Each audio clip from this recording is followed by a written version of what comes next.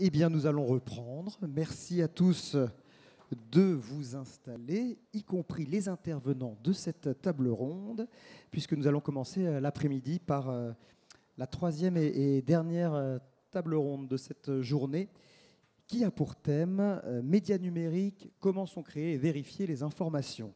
Alors aujourd'hui, tous les médias, les médias même traditionnels, ceux qu'on appelle traditionnels, ont une partie de leur contenu qui sont en ligne, qui sont numériques. Et puis il y a certains médias qui sont exclusivement numériques. Des blogs, des chaînes YouTube, des portails d'information. Alors sur ces médias numériques, comment sont créées les vérités, les informations, comment sont-elles vérifiées ? Est-ce qu'il y a une façon différente de procéder? Est-ce que cela génère plus de fausses informations? Comment travaille-t-il et comment nous, on peut s'y retrouver avec ces nouveaux médias numériques qui sont plus si nouveaux que ça? On en parle avec nos trois invités, je vous les présente. Il y a Florence Porcel, qui est auteure ou autrice, m'avez-vous dit, comédienne et animatrice, créatrice de la chaîne YouTube qui porte votre nom, Florence Porcel, avec des épisodes, différentes collections, notamment La folle histoire de l'univers. On en est à quel épisode, quel numéro? Je suis en train de rédiger le 70. Ah oui. 70e numéro de La folle histoire de l'univers. Pierre Kerner au centre, qu'on connaît aussi, en tout cas sur les réseaux sociaux et dans le monde numérique, sous le pseudonyme Topo. Maître de conférence à l'université Paris Diderot, blogueur, le site s'intitule Strange Stuff and Funky Things, qu'on pourrait traduire par choses étranges et choses marrantes, un truc comme ça. Ou funky, oui, c'est ça. Le funk, ça existe en français aussi. Le fun, ça existe en français, merci. Voilà, le ton est donné. Vice-président du Café des Sciences et fondateur des collectifs Vidéosciences et Strip Sciences. Et puis, à l'extrémité, Didier Pourquerie, vous êtes journaliste, directeur de la rédaction de The Conversation France. Alors, donc, c'est un média qu'on va présenter dans cette table ronde qui est entièrement numérique, mais vous avez franchi le cap puisque vous avez été directeur adjoint du Monde et directeur délégué de la rédaction à Libé, donc vous connaissez aussi très bien ces médias que l'on dit traditionnels. On va faire, avant de vraiment rentrer dans la discussion, peut-être un petit point sur vos parcours respectifs pour bien savoir d'où chacun parle. Florence Porcel, la chaîne YouTube. Vous êtes donc ce qu'on appelle une YouTubeuse. En quoi ça consiste et comment on travaille sur ce genre de support? Alors, ça consiste à faire l'andouille devant une vidéo, devant une caméra, pardon, qui est ensuite une vidéo mise sur la plateforme YouTube. Oui, moi, voilà, je ne suis pas journaliste, je n'informe pas, je divertis intelligemment. En tout cas, j'essaye. Et donc dans divertir, il y a divertissement évidemment, donc c'est sous une forme un petit peu humoristique, mais ça n'empêche pas effectivement de bien vérifier le fond. Et quand j'écris, déjà je travaille le plus sérieusement possible, donc je vais à la source des choses et je me fais relire par des spécialistes parce que je ne suis pas spécialiste. Et une fois que c'est relu, là je peux tourner, monter et mettre en ligne. Mmh. Donc ça veut dire, quand vous dites je vais au fond des choses, je creuse, vous partez d'articles scientifiques produits pour des revues scientifiques, enfin, quelles sont vos sources? Alors, j'essaye de lire les articles scientifiques. Malheureusement, comme j'ai une formation littéraire et artistique, je ne suis pas capable de comprendre la substantifique moelle des articles des chercheurs, malheureusement, même si un peu plus, mais voilà, c'est compliqué. Donc, je les lis quand même. J'ai lu les équations que je ne comprends pas, j'essaye de lire les conclusions, de comprendre, j'essaye de croiser les sources, de lire pas mal de choses sur les sujets, et ensuite je fais ma synthèse. Je mets des vannes pourries et ensuite je fais pas relire. Si pourri que ça, non, ne vous dévalorisez ça pas. Non, c'est effectivement, mais c'est j'assume, toujours sur un ton humoristique qui se prend pas au sérieux, mais c'est effectivement fait très sérieusement. Comment réagissent les chercheurs que vous contactez pour relire ce qu'on appelle les scripts, c'est-à-dire un peu avant de tourner, on vérifie que le contenu est bon. En général, ils ont envie de vérifier votre travail. Oui, s'ils n'ont pas envie, ils me disent qu'ils n'ont pas le temps. Voilà, et je comprends parfaitement qu'ils n'aient pas le temps ou qu'ils n'aient pas envie. Mais en général, ils sont très preneurs de ça et ils relisent vraiment avec plaisir. Et généralement, je leur donne pas beaucoup de travail parce qu'il n'y a pas beaucoup d'erreurs. Mais... D'accord, ça c'est bien de le dire. Alors, combien on voit un peu l'écosystème de YouTube concernant les YouTubeurs scientifiques. Combien de YouTubeurs scientifiques connus, combien en vivent, pas à l'unité près, mais qu'on ait un ordre de grandeur. Ça se chiffre en dizaines, en centaines, en milliers. Oui, bien sûr, on est des millions de YouTubeurs scientifiques qui vivons simplement de notre chaîne YouTube en France. Non, en France, je crois qu'ils sont 3, je crois, hein. Mais 5. 5. Alors, ils sont 5. Merci, Tania. Ils 5 sont 5 youtubeurs qui en vivent. Ouais, du coup, je ne saurais pas citer les 5, mais voilà, je n'en fais pas partie, ça c'est certain. Moi, j'alimente ma chaîne sur mon temps libre, donc le soir et la nuit, hein, essentiellement. Et donc, voilà. Et un peu plus, donc certains n'en vivent pas, mais ont quand même une certaine notoriété. Ah bah ça n'empêche pas, ça par ouais. contre, ça n'empêche pas. C'est sûr que c'est plus facile d'en vivre quand on a des centaines de milliers d'abonnés, ça c'est certain. Maintenant, c'est très très compliqué de vivre uniquement de YouTube, parce que les revenus de la pub sont dérisoires. Moi j'ai monétisé ma chaîne pendant 18 mois, j'ai gagné $400. Comment on monétise sa chaîne sur YouTube ? Il suffit d'appuyer sur un bouton. Voilà, et on donne des... Et ensuite, on reçoit les revenus, une partie des revenus de la pub qui sont sur nos vidéos, avant nos vidéos ou pendant nos vidéos. Et voilà. Dans ce domaine-là, sans vous demander de balancer sur vos collègues et vos camarades, mais dans ce domaine-là, est-ce que crédibilité va forcément avec popularité ? Est-ce que les youtubeurs les plus populaires sont ceux qui font le travail le plus rigoureux et le plus juste? Peut-être que Pierre aurait des choses à dire là-dessus. Alors, non, vous pouvez intervenir à Pierre Kerner si vous voulez répondre à cette question. Tu veux répondre? Il y a le micro juste à côté, comme ça vous gardez chacun. Ah, ok, d'accord. Okay. Je prends celui-là, ouais. Je vais reprendre le... Attends. Voilà, on y arrive. Transfert effectué. Avec prestige. Sur cette question de la popularité et de la rigueur scientifique, il y a absolument, ce sont deux variables indépendantes, pour utiliser le jargon des chercheurs. En fait, c'est un peu à prévoir, puisque YouTube ne met pas en place de moyens de vérifier ce que le contenu. Donc il n'y a absolument aucune pression pour que le contenu soit véridique. Après, ce qui se passe dans la vulgarisation scientifique, c'est que la plupart des gens qui s'intéressent à ce sujet ont envie d'approcher une rigueur scientifique. Généralement, ils sont intéressés, ils sont sensibilisés à la méthode scientifique, et c'est pour ça qu'on peut espérer que pour les vulgarisateurs scientifiques les plus populaires, essaient d'être rigoureux. Mais ce n'est pas une garantie.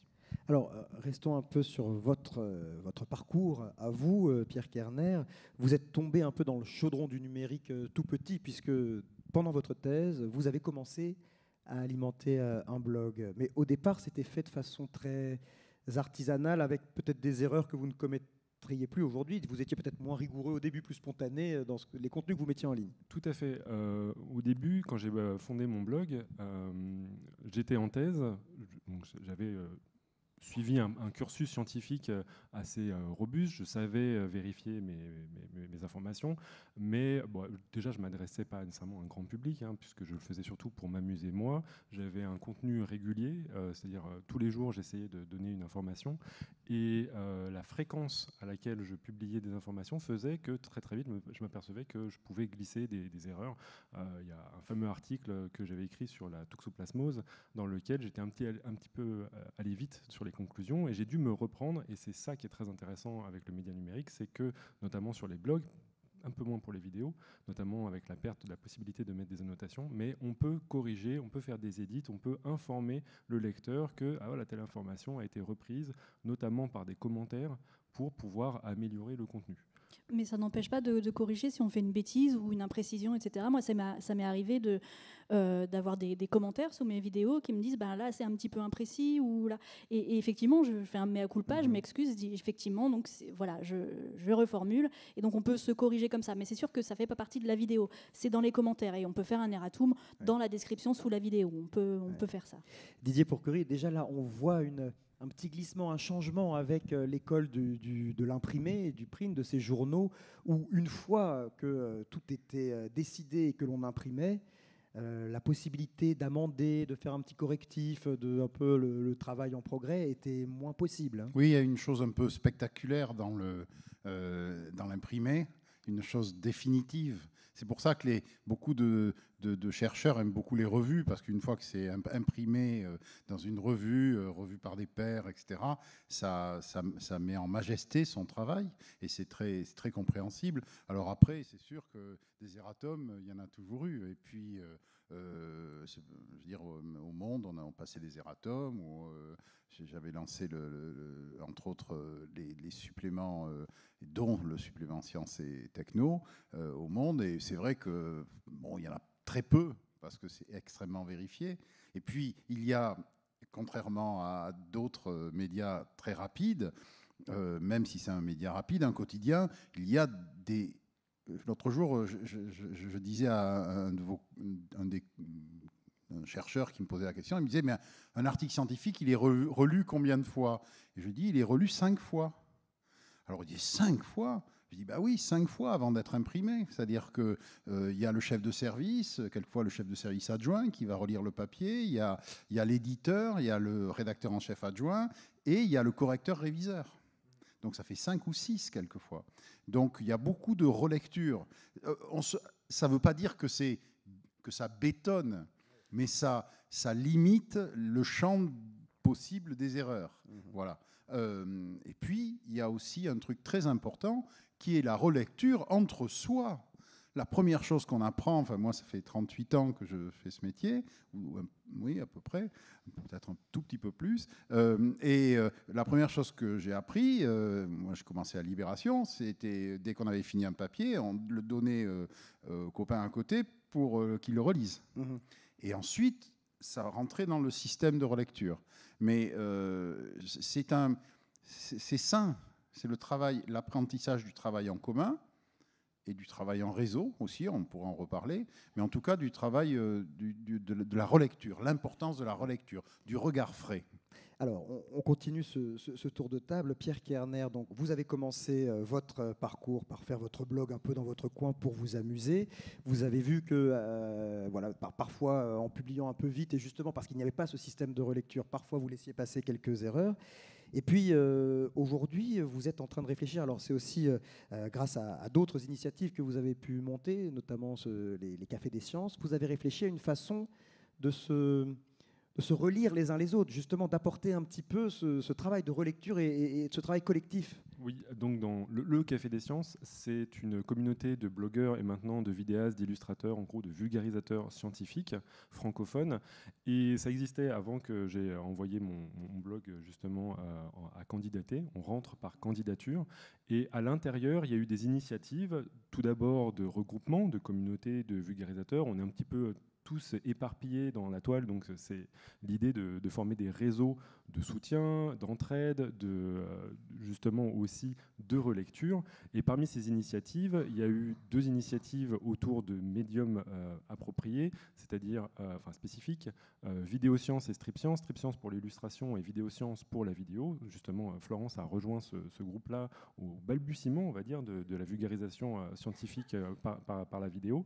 Et c'est accompagné au même temps qu'ont émergé ces communautés, cette envie d'essayer sur la base du volontariat, et ça c'est quelque chose de très, très important parce que les acteurs de cette vulgarisation sont généralement bénévoles, le font sur leur temps libre, donc sur la base de volontariat, proposer des services de relecture entre nous, entre aussi spécialistes, pour pouvoir améliorer et s'assurer, pas une garantie, mais s'assurer de minimiser justement les erreurs qui peuvent s'y glisser. Alors concrètement, par exemple, un youtubeur peut vous dire j'aimerais que l'équipe compétente du Café des Sciences relise le script avant que je le mette en scène en vidéo. Oui, ce qu'il faut comprendre, c'est que le youtubeur fait partie de cette communauté. Donc, il demande à ses camarades, à ses collègues au sein du café. Vous êtes en train de reconstituer le système, alors à une échelle moindre, mais le système de la revue scientifique où on est relu par ses pairs avant de publier un article. Oui, c'est le cas, sauf que c'est presque l'intelligence collective qui est sollicitée plus que véritablement l'expertise. Il y a certains experts qui font partie du Café des Sciences, et c'est tant mieux, mais il y a aussi des sujets sur lesquels on n'est pas expert, et donc on peut donner des astuces de relecture, on peut donner des sources qui sont pertinentes, on peut donner un avis, et ça permet de s'avancer. Mais ça ne garantit pas d'avoir la même rigueur scientifique que celle d'un journal. Et je ne pense pas que... un journal scientifique. Et je ne pense pas que de toute façon, ce soit nécessairement l'objectif. Ils s'en servent après comme label, même si vous dites que ça n'est pas vraiment une garantie, mais est-ce qu'ils s'en servent comme label, comme caution? Ils le mettent en avant sur leurs vidéos, relus par le Café des Sciences? C'est pas encore utilisé comme label, c'est utilisé comme information pertinente, mais j'ai pas l'impression que ce soit apposé sur la vidéo comme voilà, ça a été relu par le Café des Sciences, donc c'est béton. Pour l'instant, j'ai pas vu ça encore. Alors, en revanche, moi, je mets toujours dans la description sous la vidéo relu par un tel, relu et validé. D'accord. Donc ça permet de savoir, ça permet aux gens qui veulent savoir si je travaille sérieusement de regarder dans la description sous la vidéo si ça a été relu, si j'ai mis en ligne des sources, etc. Et si j'ai été relu par qui. Donc ça permet un petit peu de voir comment j'ai pu travailler. Alors, c'est certainement nécessaire, et puis on se dit, évidemment, si on veut qu'il y ait un peu d'ordre dans tout ça, pourquoi pas faire un travail plus collectif. Mais on ne peut pas s'empêcher de se dire, est-ce qu'on n'est pas en train de perdre la fraîcheur des pionniers? Vous dites au début, j'ai commencé, j'étais jeune, j'ai fait ça pour m'amuser, parce que ça m'amusait. Tout d'un coup, là, on rentre dans des processus. Même, il y a certains youtubeurs qui se mettent à publier des vidéos en partenariat avec des institutions de recherche comme l'INSERM, notamment Dirty Biology, là, qui a fait récemment une vidéo avec l'INSERM. Alors, à la fois, c'est un gage de sérieux, et à la fois, on se dit, on perd peut-être aussi ce côté un peu nouveau, dynamique. C'est un équilibre fragile et de ma propre expérience, d'exiger à soi-même une certaine rigueur, une vérification, ça prend du temps, ça prend énormément de temps et ça peut faire que le contenu sera moins fréquent, que le contenu soit peut-être un petit peu plus austère par certains endroits, mais je pense que tout est une question d'équilibre. Il ne faut pas rentrer dans un extrême ou dans un autre. Et c'est pour ça que nous, on s'attache à ce que ce soit sur la base de volontariat au sein du Café des Sciences pour laisser aussi place à une certaine fraîcheur et qu'on essaie de défendre aussi. Didier Pourquerie, on termine notre tour de table. Donc, le site dont vous êtes rédacteur en chef, c'est The Conversation. The Conversation France, c'est une initiative qui est née en Australie, m'avez-vous dit, en 2011. Qui essaime dans différents pays et qui semble à chaque fois fonctionner. Alors, expliquez-nous un peu le principe. Le principe est très simple, c'est de donner la parole aux enseignants-chercheurs, aux enseignants et aux chercheurs et aux enseignants-chercheurs sur des sujets d'actualité et sur l'actualité de leur recherche. Donc sur deux niveaux d'actualité. Donc c'est eux qui écrivent, c'est-à-dire que The Conversation, il y a des petites rédactions. À Paris, nous sommes 12 quand même. On est 12 et donc on travaille avec, dans le monde, il y a 60 000 enseignants-chercheurs qui écrivent pour le réseau The Conversation et ils écrivent pour partager leur savoir sur des sujets qui sont dans l'actualité en général ou qui représentent un débat en cours ou qui peut s'inscrire dans un débat en cours. Le but du jeu, c'est de rendre accessible aux citoyens le savoir universitaire. Donc le slogan, pour faire rigolo, c'était en anglais, c'était l'expertise universitaire, le flair journalistique. Alors, journalistic flair, en anglais, ça marchait, en français, ça faisait un peu, je sais pas, canin. Donc, on a changé, on a dit je sais pas, l'exigence journalistique. Voilà. Et donc, mais peu importe. En tout cas, une fois qu'on a ça, nous, notre but, c'est que des articles avec des auteurs arrivent au grand public. Donc le but, une fois qu'on a ça, ça reste pas sur notre site. Tout est publié sous Creative Commons, c'est-à-dire tout est republiable. On est un site de fourniture d'articles et de vidéos et d'audio, mais très peu, surtout des articles. Et donc, après, je vous donne un exemple. Ce matin, il y a Ouest France, Sud-Ouest, Le Point, etc., qui viennent faire leur marché sur notre plateforme. Là, pour le coup, nous sommes une plateforme. Et puis, prennent les articles et les republient tels quels sur leur site.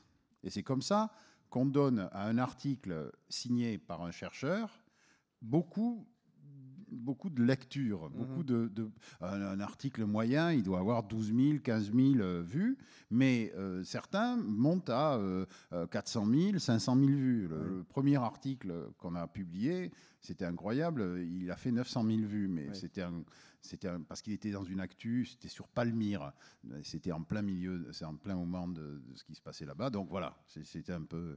Mais en tout cas, nous sommes un média à la fois direct, avec une newsletter à 32 000 personnes qui sont abonnées quotidiennement, et des lectures ailleurs. Alors, on comprend. Alors, vous n'êtes pas bénévole, vous êtes payé pour faire ça. Ah non, on est une vraie vous n'êtes pas rédaction. bénévole. Par contre, on peut lire ça gratuitement. Il n'y a pas de pub. Les journaux peuvent se servir gratuitement. D'où tirez-vous Et il n'y a pas de pub. Et il n'y a pas de pub. Alors, tout ça, c'est très libre. Tirez-vous votre argent. Donc, du coup, en fait, c'est une association. On n'a rien inventé. Ça se fait beaucoup dans les pays dits anglo-saxons. J'aime pas beaucoup cette expression, mais enfin bon, on va dire ça. Et en Australie, ils ont commencé, ils ont fait une association à but non lucratif. Hein, on ne fait pas de bénéfices en fin d'année. Et donc, cette association à but non lucratif, elle a des membres, comme n'importe quelle association. Alors, les membres, c'est les universités, des organismes de recherche, des gens comme ça qui cotisent à cette association. Et en échange, ils ont un certain nombre de choses, mais en tout cas, ils font partie de leur association. Et c'est leur plateforme aussi. C'est pas notre... Nous, on la gère, on la rend possible, on l'administre au jour le jour, mais c'est vraiment...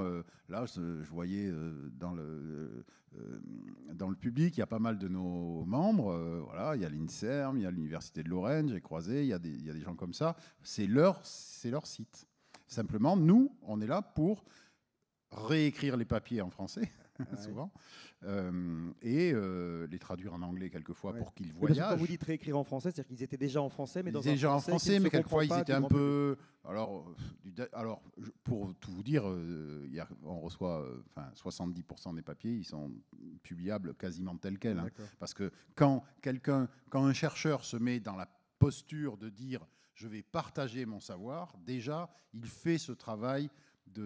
En plus, il doit écrire court pour lui. Il doit écrire 8000 signes. Donc, voilà, maximum. Et alors, avec ce travail-là, vous vous considérez encore comme journaliste, un journaliste dont le travail aurait évolué? Vous avez l'impression d'être plus dans un travail... Vous sélectionnez, on a compris, hein, vous sélectionnez les gens qui écrivent, vous relisez, vous éditez. Mais est-ce que c'est encore du journalisme? Oh oui, tout à fait. Parce que moi, le journalisme, pour moi, c'est deux choses. C'est deux choses seulement. C'est être curieux et généreux. C'est pas être le plus connu ou faire des éditos bizarres et tout ça. Hein. Pour moi, c'est deux choses. C'est être curieux et rester curieux. C'est-à-dire que moi, je suis curieux quand tous les 2 jours, je fais des appels à articles auprès de ma communauté de 2000 auteurs francophones en disant on voudrait des papiers là-dessus, etc. Quand on va chercher les articles, voilà, c'est pas nous qui les écrivons, hein.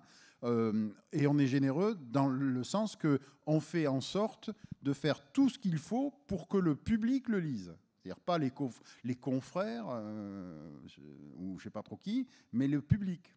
Et donc, oui, en ce sens-là, oui, d'ailleurs, on est un site de presse, hein, on est un site de presse en ligne. Hein. Alors, cette table ronde est consacrée aux médias numériques. Est-ce qu'on a bien fait de distinguer les médias numériques des autres médias, ou est-ce que les questions que l'on va discuter sur la vérité, la façon dont est créée l'information sur ces sites numériques, est-ce qu'on fait bien de faire la distinction entre numérique et médias traditionnels? Qui veut répondre à ça? Je pense qu'il y a une dimension qui est intéressante dans le média numérique qu'il ne peut pas y avoir sur un média papier traditionnel ou sur la radio, c'est l'interactivité.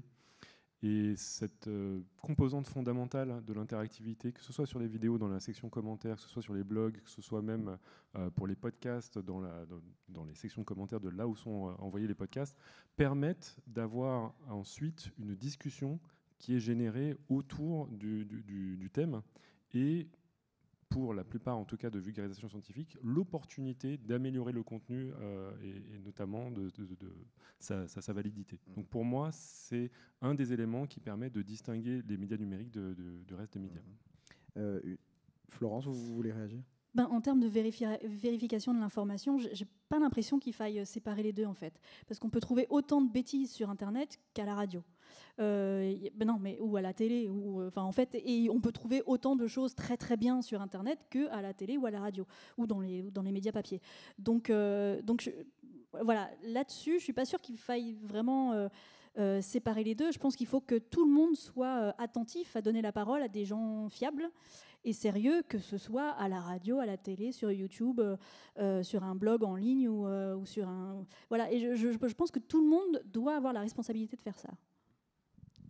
Didier Porquerie. J'insiste sur ce que disait Pierre à l'instant, c'est-à-dire que la beauté du truc, du numérique, c'est que ça réagit tout de suite. Nous, on voit bien, on le met en ligne. Je vais vous donner un scoop. Demain, on va mettre en ligne un papier qui va fâcher beaucoup de gens sur l'expérimentation animale. On sait déjà, on a prévu les sacs de sable et tout ça, on sait qu'il va y avoir beaucoup de choses sur... voilà. Dites-nous en plus, qu'est-ce que vous allez dire dans ce papier qui va nous fâcher? Non, mais le fait même, non mais je plaisante, mais le fait même d'en parler et de dire, de poser la question, a-t-on besoin de l'expérimentation? Pourquoi on a besoin de l'expérimentation animale? C'est déjà contre... bref, vous voyez, c'est pas très politiquement correct. Donc je sais que il va y avoir ça. Mais je sais aussi que quand on produit des papiers, notamment dans le domaine de la santé, sur lequel on est, alors là, extrêmement précautionneux. Voilà, la journaliste qui s'occupe de ça, elle a fait ça 15 ans à l'Express, elle connaît tout le monde médical. Chaque auteur doit remplir une déclaration d'intérêt chez nous avant d'écrire un article. Enfin bon, c'est très, très bétonné. On sait qu'on va avoir des réactions. Et quelquefois, les réactions... Nous, on s'appelle The Conversation. On ne s'appelle pas la porte au troll. Hein. C'est-à-dire qu'on n'est pas là pour... C'est un titre à prendre, en tout cas. Je trouve que c'est sympa comme contre-pied. Donc, on n'est pas là pour se faire insulter ou que nos auteurs se fassent insulter. Donc, on est très strict sur les commentaires. Dès qu'il y a un commentaire qui dit qui est injurieux ou qui est bête ou qui n'importe rien, on le vire. Et là-dessus, je suis très strict. Ouais. Je ne garde que les commentaires qui apportent quelque chose à la conversation. Et quelquefois, il y a, et ça arrive de temps en temps, il y a des gens qui disent « vous n'avez pas cité telle référence et pourtant elle est intéressante ». Et l'auteur, et c'est la beauté du numérique, excusez-moi c'est un peu long mais je voulais juste souligner ça, l'auteur quelquefois fait une mise à jour de son papier, mais c'est normal, tout le monde le fait sur le numérique, hein, ou décide... il y a deux choses. Soit le commentateur, il est vraiment en verve, il a vraiment envie de commenter, de donner des références et tout, auquel cas je le contacte en me disant « vous n'auriez pas envie d'écrire un article là-dessus un peu plus long parce que là, vous êtes bien parti. Au lieu d'écrire un commentaire de 10 000 signes, là, faites un article. » Voilà. Et puis, montez en première ligne. Ou sinon, c'est de les mises à jour. L'auteur de l'article va faire un deuxième article quelquefois. Quelquefois, il y a même des débats. Et c'est ça qui fait la richesse du numérique. Voilà. Ce qui est intéressant, alors je crois que les uns et les autres, vous n'étiez pas là, vous n'avez pas assisté à la matinée, mais ça revient à une question que l'on s'est posée durant la matinée du choix des experts. Parce que finalement... chacun d'entre vous, Florence, vous nous dites mes papiers ou mes scripts, je les fais relire par des scientifiques que je choisis et dont je décide qu'ils savent et ils sauront me dire ce qui est juste et ce qui ne l'est pas. Pierre Kerner, vous mettez en place des comités de relecture pour dire ce qui est juste ou ce qui ne l'est pas. Pour The Conversation, vous désignez des universitaires qui vont écrire des articles, vous les relisez. Quand vous avez un doute, vous faites relire par quelqu'un, mais pas systématiquement. Donc il y a bien cette notion, à un moment donné, on choisit qui est-ce qui dit vrai et qui est-ce qui dit faux. Alors comment on fait pour donner cette légitimité ? Bonne question. Moi, je regarde... déjà, je me sers dans mon carnet d'adresses, comme tout le monde, hein, on en a tous. Et ensuite, je regarde les thèmes de recherche de la personne, parce qu'un astrophysicien, c'est très bien, un astrophysicien, mais un astrophysicien, il pourra parler des étoiles et pas forcément, j'en sais rien, des exoplanètes, il pourra parler des rayons gamma, mais pas forcément des ondes radio. Donc c'est compliqué, chacun a sa spécialité, et donc il faut vraiment voir sur quoi travaille cette personne pour être sûr que c'est la bonne personne à interroger sur un sujet précis. Donc je vais voir tout simplement, je tape son nom dans Google et je regarde, ou alors je discute avec lui, est-ce que tu as travaillé sur tel sujet, sur tel domaine, dans tel domaine, etc. Est-ce que tu serais apte à relire ça ? Et en général, c'est même eux qui me disent, non, écoute, là, moi, je ne sais pas trop, mais va voir un tel. Donc du coup, c'est eux ici qui souvent me renvoient vers d'autres collègues. Mais ça, je le fais surtout pour mes livres où c'est un petit peu plus poussé, sur les vidéos où vraiment je fais des choses très très grand public. Voilà, pour relire une vidéo sur la différence entre un lanceur et une fusée, je m'adresse au CNES, mais évidemment sur quelqu'un qui travaille à la direction des lanceurs, mais je veux dire qu'un ingénieur n'importe quel ingénieur qui travaille sur les fusées pourrait le faire, par exemple. Ou quand je parle, enfin oui, voilà, donc ça dépend aussi du degré de précision de ce que j'écris.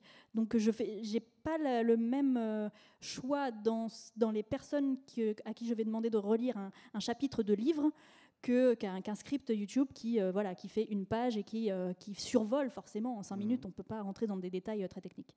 Pierre Kerner.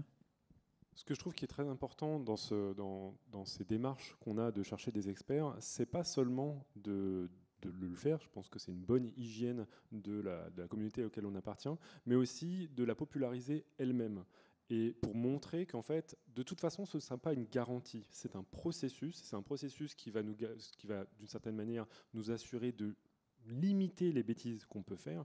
Et je pense qu'à force qu'au sein de la communauté du Café des Sciences, par exemple, les différents membres se familiarisent avec ce processus, déjà ils prennent des réflexes pour éviter de faire des erreurs, ils savent qui contacter, ils commencent à faire confiance à telle ou telle source, ils se forment d'une certaine manière à leur lecture, mais ce que je trouve qui est le plus important, c'est qu'ils présentent leur repentir quand il y en a à faire et ils expliquent comment ils sont venus à faire des corrections. Il y a un exemple assez récent de Dr Nozman qui avait fait une petite vidéo sur l'ADN et il avait glissé des erreurs, immédiatement décriées sur Twitter, d'où encore une fois l'aspect intéressant du numérique, c'est qu'on a une réactivité très rapide. La vidéo, il l'enlève, il fait vérifier par différentes personnes, il republie une vidéo dans laquelle il y a l'explication, voilà, il y avait telle ou telle erreur qui s'est glissée, j'ai appelé telle ou telle personne, et on a amélioré la qualité, la rigueur scientifique du contenu. Et ça, je pense que c'est fondamental, notamment aussi pour regagner la confiance du public. Ouais. Didier Porquerie. Oui, cette histoire de confiance, elle est au cœur de notre démarche à tous, je crois. Hein. C'est-à-dire que rendre l'expertise accessible et en faisant ça, s'assurer qu'il n'y ait pas de perte en ligne, je dirais. C'est-à-dire qu'il y ait quand même un niveau de qualité suffisant. Donc ça, je pense que c'est quelque chose... Moi, ce matin, par exemple, j'avais mon comité éditorial. Alors, le comité éditorial de The Conversation, c'est un comité... c'est pas toujours... c'est très sympa, hein, voilà, mais c'est des chercheurs, des directeurs de labo et tout ça, qui passent à la moulinette ce qu'on fait. Et qui nous disent en permanence, là... voilà, vous l'avez fait une fois, mais il ne faudra plus le refaire. Ou ça vaudrait le coup de creuser. Ça, on publie 12 papiers par jour. Hein. Donc, on en publie beaucoup d'articles. Donc, on a comme ça des gens qui sont là pour veiller au grain.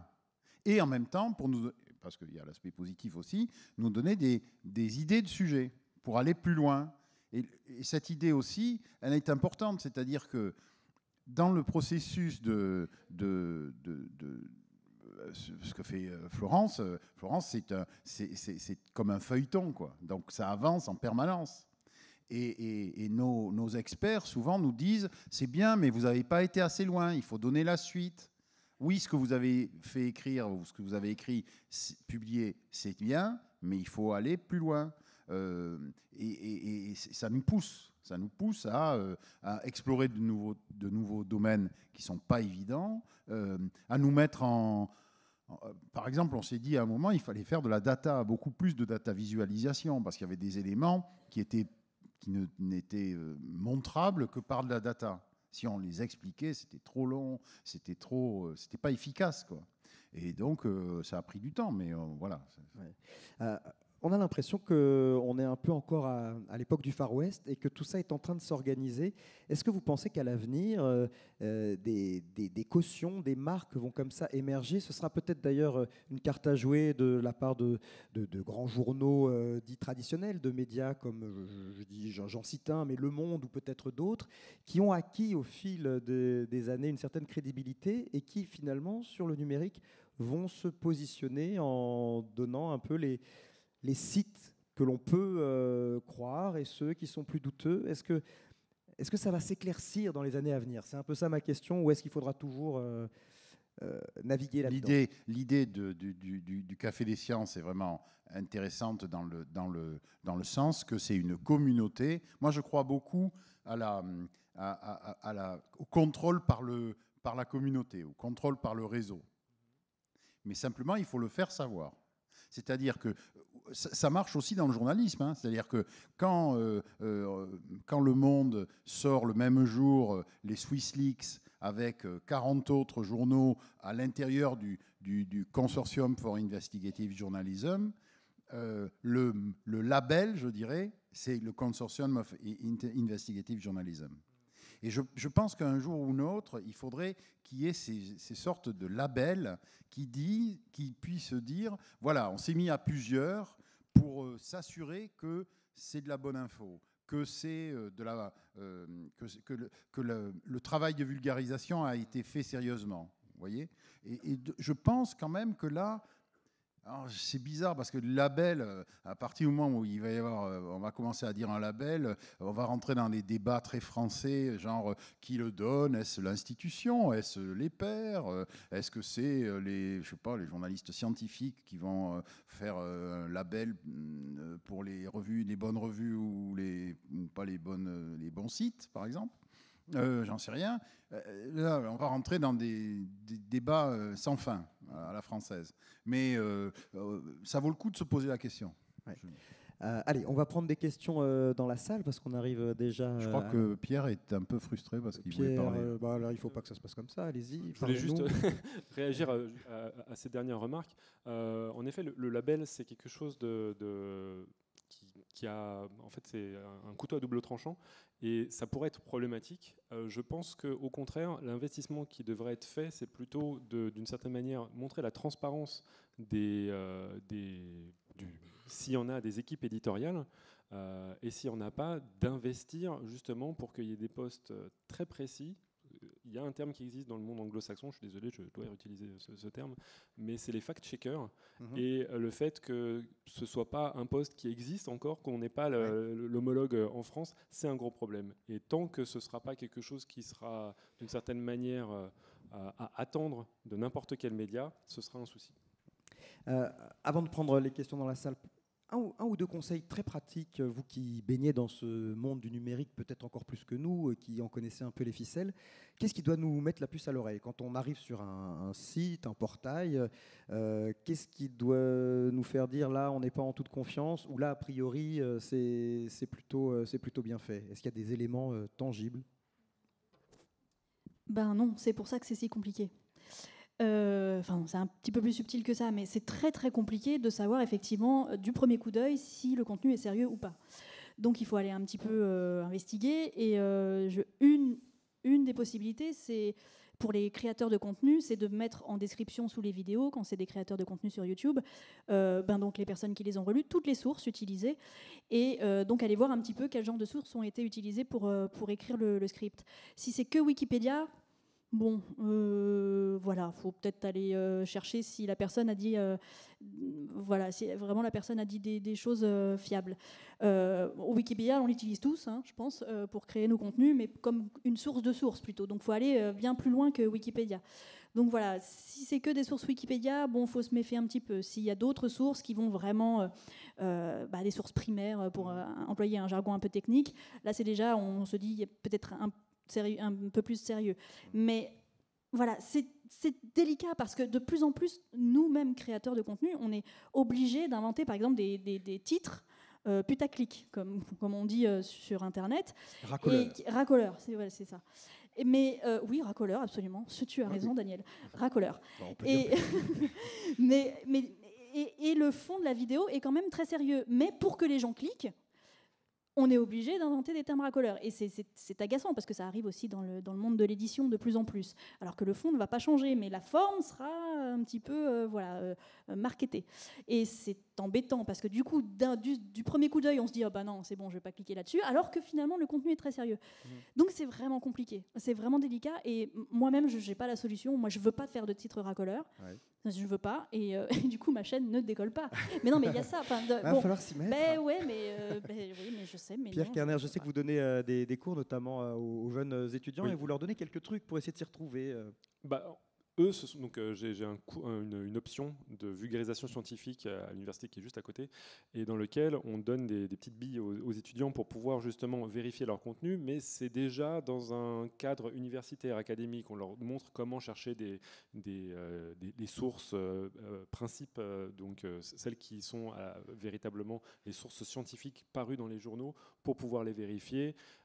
C'est pas des conseils qu'on peut donner à tout un chacun. C'est des conseils qu'on peut donner à des universitaires, à des créateurs de contenu pour pouvoir produire ça. Maintenant, en tant que lecteur, en tant que spectateur, à une époque, j'aurais dit, si vous avez une réaction viscérale à un article, c'est mauvais signe. Parce que justement, ça veut dire que on vous caresse dans l'émotion, on vous caresse dans quelque chose qui vous fait réagir, et non pas dans votre esprit critique. Mais malheureusement, comme l'a dit Florence, maintenant, c'est sur quoi on joue pour pouvoir attirer le lectorat. Donc, il y aura toujours un piège. Donc, le conseil final, ce serait de jamais débrancher l'esprit critique, au final. Même chose. Allez, on passe aux questions dans la salle. Où les micros sont-ils arrivés? Je vois une main qui se lève, là.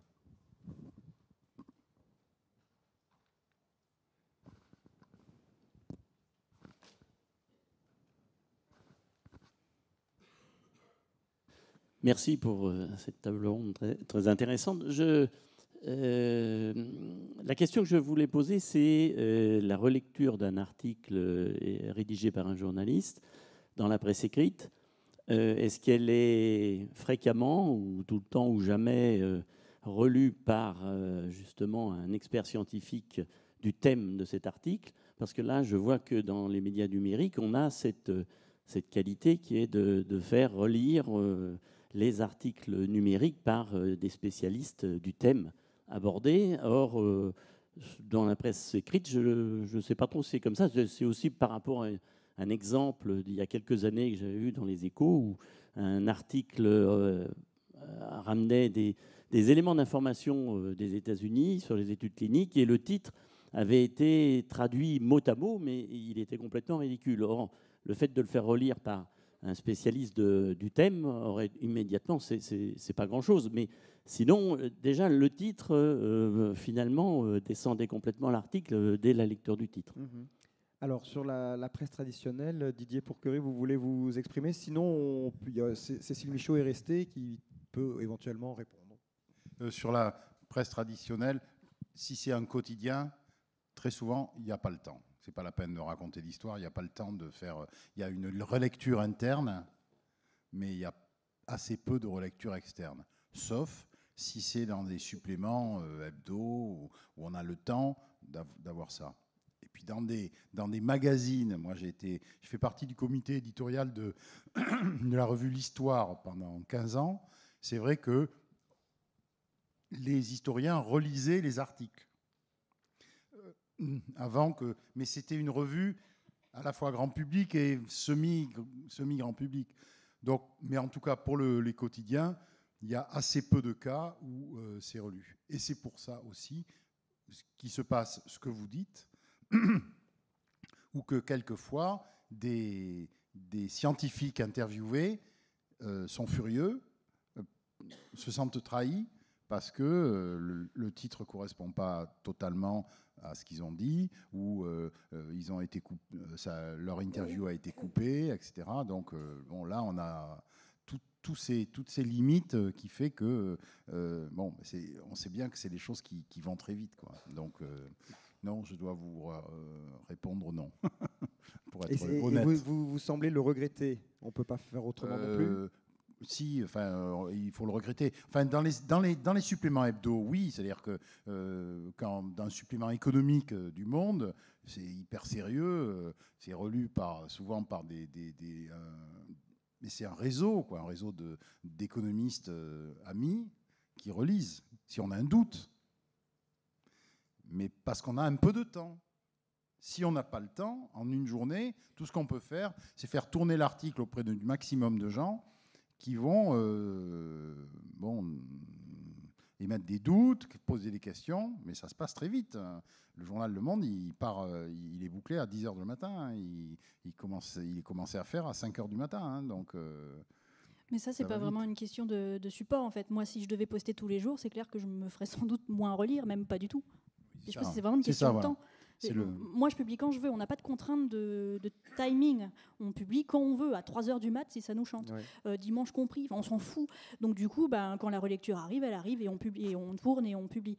Voilà. Mais si on devait fournir du contenu tous les jours, comme c'est le cas pour des quotidiens, là, c'est clair que les scientifiques, ils sont pas à notre disposition, quoi. C'est aussi gentil soit-il ou soit-elle. Enfin, c'est pas possible. Ou alors, il faudrait avoir une armée de gens disponibles H24, mais sinon, c'est pas possible. Il y a une question par là, je crois. C'est ici? Oui. Oui, à propos de titre, je voulais savoir The Conversation France, est-ce que le contenu est en français ou en anglais? Parce que, bon, l'information comme Valérie Masson, je crois, en parlait ce matin, ou Emmanuel Vincent, je me rends compte qu'en France, très souvent, les contenus sont en anglais. Oui. Et que quand on veut s'informer, on sait très bien que les Français ne sont pas doués du tout pour les langues et ils maîtrisent très mal la langue anglaise. Et que s'ils veulent s'informer, comme le site sur le climat d'Emmanuel Vincent, c'est en anglais. Oui. Et donc, je pense que c'est vraiment un problème pour l'information au grand public en France. Alors, je ne sais pas si Emmanuel Vincent est resté, mais ça pourrait être intéressant d'avoir sa réponse. Mais pour The Conversation France, c'est en français. On est même un site francophone. C'est-à-dire, alors, il y a le réseau, alors avec The Conversation USA, UK, etc., mais qui publie en anglais, ou même, voilà. Et puis après, il y a même The Conversation en Indonésie qui publie en Bahasa et en anglais. Mais en ce qui nous concerne, on publie en français, on est même soutenu par l'Association universitaire de la francophonie pour publier de la recherche en français. Et même, pour aller encore plus loin de ce que vous dites, de manière un peu naïve sans doute, mais de manière très sincère, on veut mettre en valeur la recherche francophone. C'est-à-dire qu'on veut aller demander, moi je demande, ce matin, vous pouvez regarder, il y a un papier qui vient d'HEC Montréal, un papier de Polytechnique Montréal, on a des gens de Liège, de Louvain, de l'université Aube Nouvelle de Ouagadougou, etc., qui écrivent pour nous, des chercheurs, et on essaye de travailler avec le maximum de chercheurs de la francophonie. Ils aiment bien écrire en français, ils aiment aussi bien qu'on les traduise en anglais pour que leur papier voyage dans tout le réseau de Conversation, hein, je ne vous le cache pas. Oui, mais quelqu'un qui voit le titre en anglais ne va pas forcément aller cliquer oui, dessus. C'est vrai, ça, pourquoi vous êtes resté sur cette... parce qu'en fait, la conversation en France était déposée. En fait. Voilà. Et donc on a gardé le titre australien et voilà. Alors je vous dis pas au Canada parce qu'on vient de lancer The Conversation Canada. Alors le Québec, ils veulent juste pas que ça s'appelle The Conversation. Donc je sais pas comment ils vont faire, mais il va falloir que ça s'appelle La Conversation. D'ailleurs, je sais comment ça va finir. Ça va s'appeler La Conversation. Ah bah et voilà. puis c'est tout. Mais au Québec. Ah, au Québec. On pourra le consulter depuis la France, la conversation du Québec. On va se débrouiller. Ouais. Je vais certainement faire un petit glissement sémantique à cette occasion. Allez, c'est la dernière question, oui. Oui, en tant que journaliste, moi j'ai vu se dégrader, on va dire, à l'interne le circuit de la relecture, ce fameux circuit de la relecture, pour des raisons économiques au sein même des rédactions, ou parce que quand Internet a commencé, il n'y avait pas de modèle économique, donc on faisait beaucoup d'économies, et que sur Internet, il fallait se relire tout seul, quoi. Hein, il n'y avait pas de relecture. Et donc là, je me prends à rêver, là, cet après-midi, en vous entendant, et je me dis que peut-être avec ces plateformes qui sont des caisses de résonance terribles, quand il y a effectivement des informations et fake news, est-ce que justement, on ne va pas la remettre vraiment en valeur, cette relecture? Est-ce que finalement, le modèle économique de la presse payante, c'est pas ça? Les décodeurs, ça a beaucoup de succès. Est-ce que c'est pas justement là-dessus qu'il faut miser aujourd'hui quand on est un support de presse et que il faut pas faire que du gratuit parce qu'on va tous crever. Donc il faut bien faire payer l'information. Donc voilà, c'est juste, on parle énormément de relecture, c'est la base dans la science, mais on l'oublie peut-être un peu que c'est aussi vraiment la base dans le journalisme. Et voilà, je me prenais à rêver comme ça. Alors, sur ce rêve... Je sais, je suis pas journaliste, voilà. Mais moi, tous les jours, je me réjouis que des scientifiques prennent sur leur temps de travail pour me relire, mais parce que aussi, ça fait partie de de leur fonction, je ne sais pas, mais je crois que quand c'est des gens qui travaillent pour l'État, pour le CNRS, pour le CEA, des choses comme ça, ça fait partie de donner un petit peu de leur temps pour des choses grand public. Et la relecture fait partie de ça. Mais maintenant, je comprends qu'ils n'aient pas le temps et que du coup, comme ils ne sont pas rémunérés, ils ne peuvent pas passer leur week-end et leur soirée dessus, quoi. Donc c'est un vrai problème. Didier Pourquerie, vous qui êtes... C'est intéressant d'avoir votre regard parce que vous avez été de cette presse traditionnelle et vous êtes passé du côté du numérique. Oui, et en plus, c'est moi qui me suis occupé, entre autres, au Monde, de la fusion du web et du papier. Avec justement des méthodes de travail. Et vous confirmez l'idée que par économie, on relisait moins ce qui était fait pas sur forcément, le numérique, puisque historiquement, les décodeurs du Monde, c'est venu d'un service qui existait sur le monde.fr, qui était un service de check, de fact-checking qui existait sur le monde.fr. Mais en même temps, c'est vrai, et je suis tout à fait d'accord, que la valeur de l'info aujourd'hui, ça doit être ça. La valeur de l'info, elle doit venir de ça. Pas de la jolie maquette ou de je ne sais pas trop quoi, enfin je suis assez radical là-dessus, mais vraiment du contenu. C'est-à-dire, ce contenu a été vérifié, il a été là, donc il a une valeur, donc il vaut quelque chose. Moi, je considère que... Alors, c'est sûr, je suis mal placé pour le dire puisque j'édite un site gratuit. Mais en même temps, les gens qui nous consultent, ils prennent du temps pour le faire. Et surtout, nous, on vit par la republication. Et pourquoi le Sud-Ouest reprend nos papiers? C'est parce qu'ils savent que c'est costaud, que ça a été relu, quoi. Et du coup, leur lecteur, leur audience peut faire confiance. Mais c'est vrai que cette lecture, c'est de la valeur. Allez, Pierre Kerner, 1 minute pour conclure. Pour justement finir sur une note négative comme ça, c'est que même s'il y a relecture, il n'y a pas garantie. Et ce sera toujours le même problème, c'est-à-dire que le choix des experts va apporter énormément de choses et qu'à un label, on peut avoir un label qui est complètement bullshit et qu'on n'arriverait pas à quelque chose d'intéressant. Je pense que la transparence de cette relecture, c'est ça qui sera le plus important, et aussi la discussion autour de cette relecture. Donc c'est pas le tout de le faire, après il va falloir la critiquer, cette relecture. Merci à tous les trois de nous avoir fait découvrir ce monde du numérique. Vous pouvez regagner votre place.